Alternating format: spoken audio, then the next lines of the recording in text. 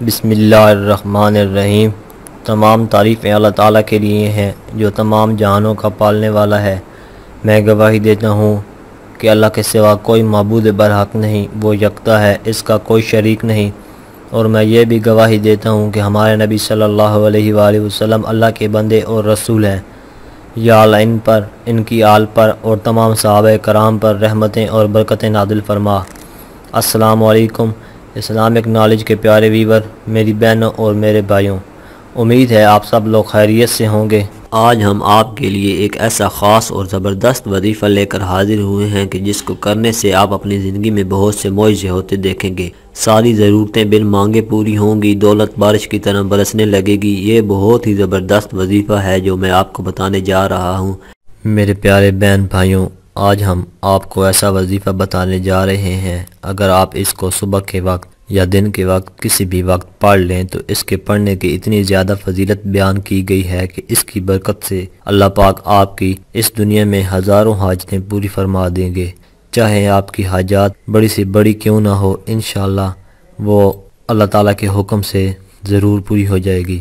آج آپ کو اس آیت کے بارے میں تفصیل سے بتائیں گے کہ وہ کون سی آیت ہے جس کے پڑھنے سے اللہ پاک ہر کام میں آسانی پیدا فرماتے ہیں۔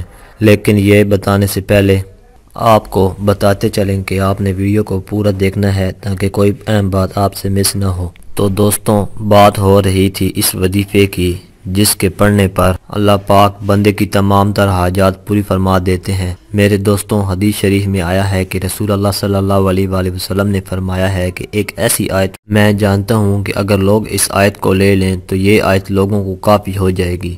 آیت کا ترجمہ یہ ہے کہ جو اللہ سے ڈرے، اللہ اس کے لیے نجات کی راہ نکال دے گا، اور اللہ اسے وہاں سے روزی دے گا جہاں اس کا گمان نہ ہو، اور جو اللہ پر بھروسہ کرے تو وہ اسے کافی ہے۔ بے شک اللہ اپنا کام پورا کرنے والا ہے، بے شک اللہ نے ہر چیز کا ایک اندازہ رکھا ہے۔ پارہ 28 سورہ الطلاق آیت نمبر 2 اور 3۔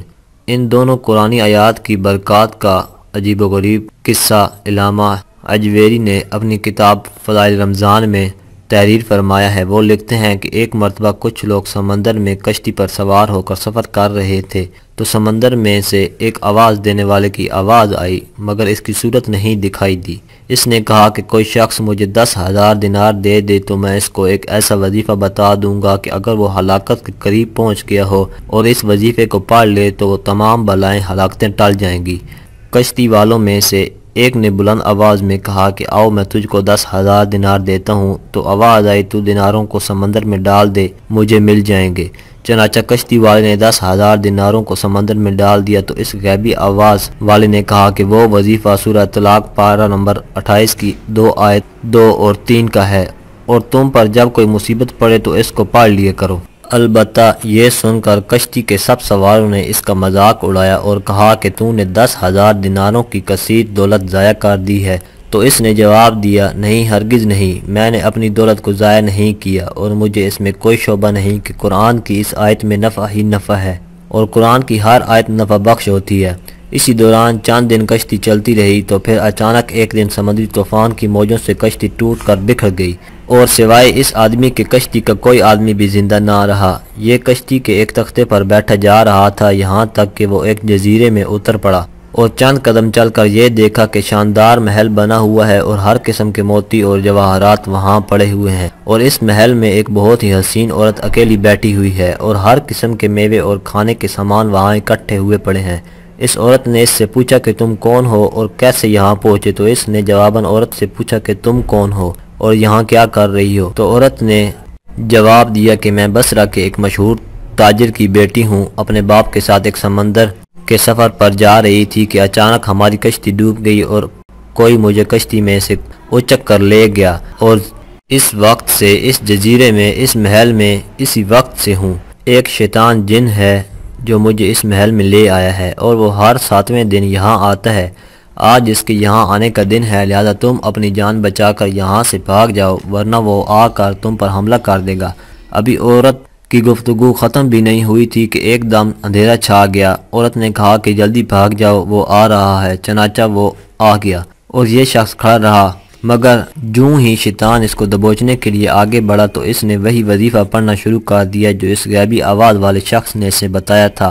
تاہم شیطان زمین پر گر پڑا اور ایسی زور کی آواز آئی جیسے گویا پہاڑ کا کوئی ٹکڑا ٹوٹ کر گر پڑا ہو۔ پھر وہ شیطان جل کر راکھ کا ڈھیر ہو گیا۔ یہ دیکھ کر عورت نے کہا، اللہ تعالیٰ نے تم کو فرشتہ رحمت بنا کر میرے پاس بھیجا ہے، تمہاری بدولت مجھے اس شیطان سے نجات ملی ہے۔ پھر اس عورت نے اس مرد سے کہا کہ اس موتی اور جواہرات کو اٹھا لو اور میرے ساتھ نکل کر سمندر کے کنارے چلو، کوئی کشتی والا تلاش کر کے یہاں سے نکل چلو۔ چنانچہ بہت سے موتی، جواہرات اور پھل وغیرہ کھانے کا سامان لے کر وہ دونوں محل سے نکلے اور سمندر کے کنارے پہنچے تو ایک کشتی بصرہ جا رہی تھی۔ دونوں اس پر سوار ہو کر بصرہ پہنچے۔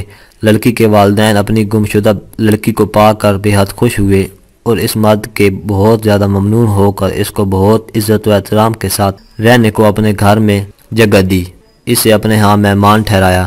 لڑکی کے والدین نے دونوں کی سرگشت سنی تو دونوں کا نکاح کروا دیا اور دونوں میاں بیوی بن کر رہنے لگے، اور وہ جو موتی اور جواہرات وہاں سے لے آئے دونوں کی مشترکہ ملکیت بن گئی، اور اس سے خداوند تعالیٰ نے اس مرد کو اولاد بھی دے دی اور دونوں بڑے الفت اور احترام کے ساتھ زندگی بسر کرنے لگے۔ بحوالہ تفسیر ساوی۔ دوستوں، اس قصے سے معلوم ہوا کہ اعمال و وظائف قرآنی میں بڑی تاثیر ہے، مگر شرط یہ ہے کہ اس کے بارے میں عقیدہ صاف رکھا جائے اور اعمال کو صحیح طریقے سے پڑھا جائے، اور زبان گناہوں کی آلودگی اور لقمہ حرام سے محفوظ اور پاک و صاف ہو، اور عمل میں اخلاص نیت اور شرائط کی پوری پابندی بھی ہو۔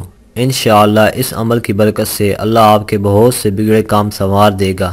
آج کی یہ ویڈیو اگر آپ کو اچھی لگے تو ویڈیو کو لائک اور شیئر ضرور کریں، اپنی رائے کا اظہار کمنٹ میں کریں۔ آپ سے گزارش ہے کہ اگر آپ نے ابھی تک ہمارے چینل کو سبسکرائب نہیں کیا تو اب کر لیں اور ساتھ میں دیے گئے بیل کے بٹن کو ضرور پریس کریں تاکہ نئی آنے والی ہر ویڈیو کا نوٹیفیکیشن آپ کو وقت پر ملتا رہے۔